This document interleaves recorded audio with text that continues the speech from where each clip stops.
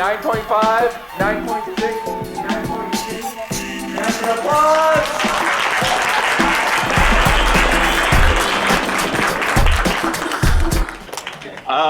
On deck, we have Brianna, but first, round of applause for Sonja!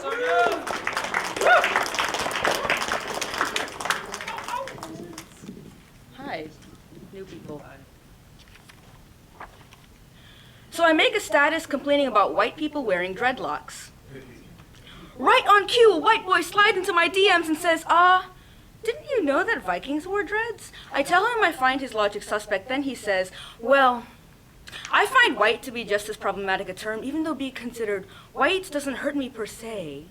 But it offends my humanity. You should know that I've got ancestors and peeps from North Africa. You should know I'm 5% African. Here's a question. If a red brick house were whitewashed, would it still be made of brick? Would its foundations crack and level beneath the paint? Would it become a stately thing, a colonial, rising from the black of the earth under its own power?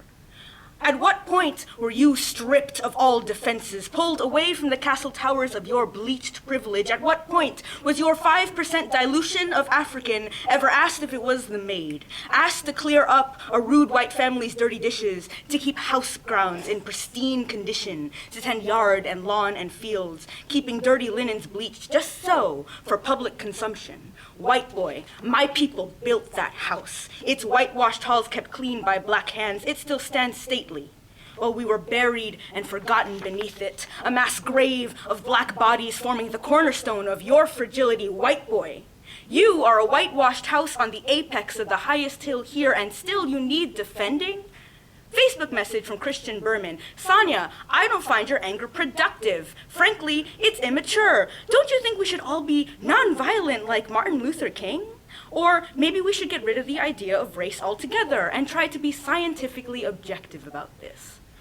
White boy, I will not be subject to the myth of your quote-unquote objectivity. The last time my humanity was offended was last night, was 2 days ago, was this week, when a black man was felled like a tree for kindling in some white police officer's fire, when my rage was used for dinner party entertainment, when my hair was utilized as a petting zoo, when the human personification of Agent Orange wearing a bad toupee was elected into public office and decided that my queer black self is better off dead or somehow converted into heterosexual whiteness. White boy, I will call you whatever the fuck I want. Cracker, hunky, redneck, white trash, you should feel blessed that I only call you by your true and official race and color rather than by your true and rightful name. Colonizer, pale devil, scourge and plague upon the earth.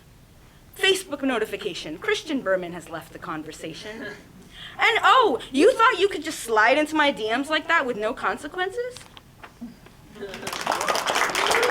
Round of applause. Counting to 3, and white boys who should not have dreadlocks, Kojak, because he was bald. Patrick Stewart, because he's bald.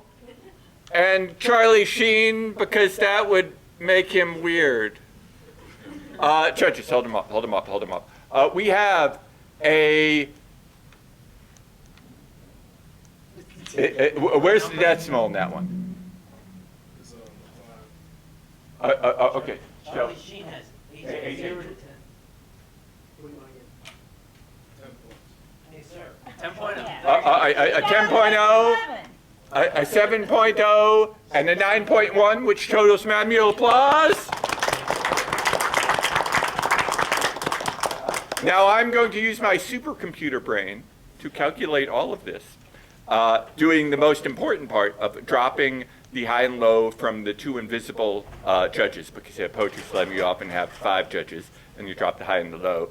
And because we have the invisible, I can see them still. And the total? 26.1. 26.1, manual applause.